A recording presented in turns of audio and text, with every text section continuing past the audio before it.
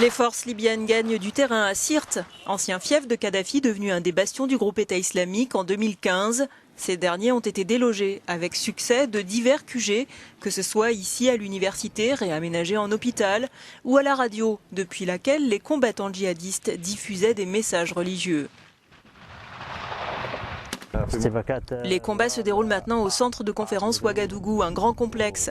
Et nous attendons les ordres pour avancer vers le quartier résidentiel numéro 3, explique ce soldat des forces du gouvernement libyen d'Union nationale, qui sont appuyés depuis le 1er août par des bombardements aériens des États-Unis.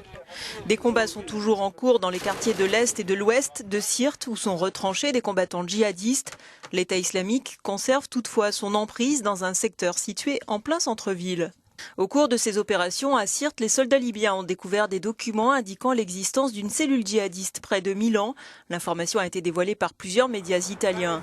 Ce réseau serait lié à Abou Nassim, un commandant aguerri du groupe État islamique, arrivé en Libye en 2014 après avoir combattu en Afghanistan et en Syrie.